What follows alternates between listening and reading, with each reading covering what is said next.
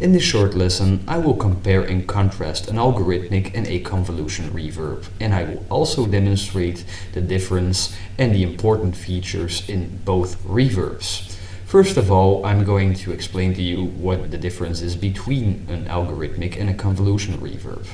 An algorithmic reverb creates a reverb from a formula, while a convolution reverb is actually a recording of a real space applied to the sound that you are using in your DAW. In my case, this is Cubase AI5. Today we find a lot of combination plugins where you can actually use the plugin as an algorithmic or a convolution reverb. I've chosen two different plugins, the TrueVerb and the RVerb. The TrueVerb I'm going to use as an algorithmic reverb, and the RVerb as a convolution reverb. The handy thing about this TrueVerb reverb is that I can turn in my output mix my different signals on and off. So I can get my dry signal in the delay itself, in the reverb itself, without turning the plugin itself on and off. So first of all, we're going to listen to the dry signal. It sounds like this.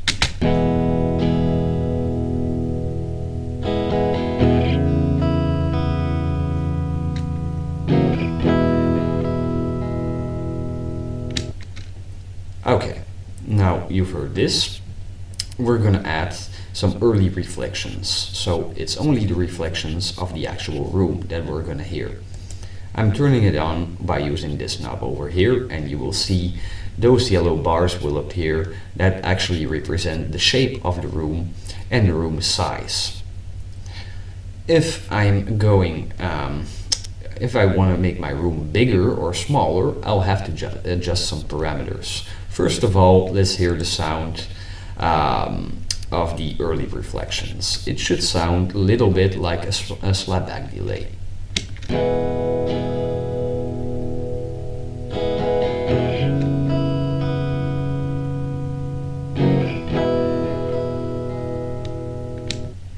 Okay, now that you've heard that, I'm going to adjust the parameters a little bit. Especially the room size should make a big difference in sound. Let's hear it.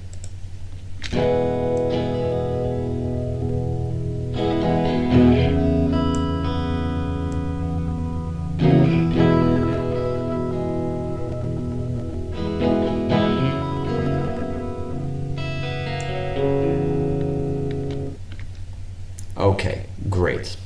Now we're going to add some actual reverb. So right over here, I'm gonna turn on my reverb button. So you see, another thing has appeared on my graph that I can adjust. The easy thing about this plugin is that I can adjust almost everything in the graph itself. I don't know how it works for you guys, but for me it works best to have a visual representation of my reverb. So, this is how it sounds with the reverb.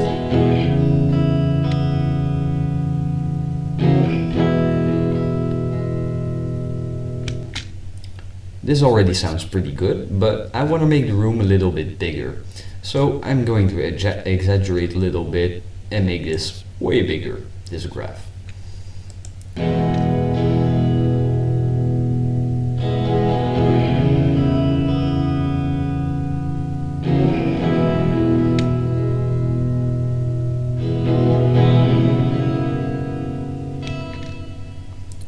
Okay, now that we've explored the algorithmic reverb a little bit, we're going to move on to the RVerb and show it as a convolution reverb. So I'm going to turn this plugin off and this one on.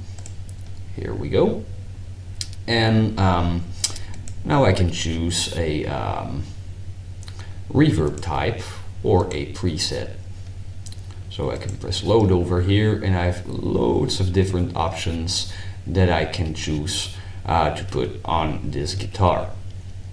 So as an example, I'm gonna choose a really exotic one, a very large cathedral, which should give me a very exaggerated reverb.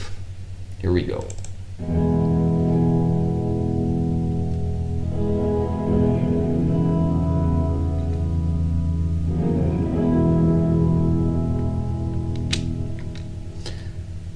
I've chosen this particular preset because in my personal opinion, most of these convolution reverbs are a little bit exaggerated sometimes in the mix. So what I usually do is get a convolution reverb, choose a space that I'm comfortable with, and then keep adjusting the parameters like I would do in an algorithmic reverb to kind of tweak it through my to my preferences. I hope this has been useful for you guys, and I'm hoping to get some constructive comments on this video. Thanks a lot for listening. Bye bye.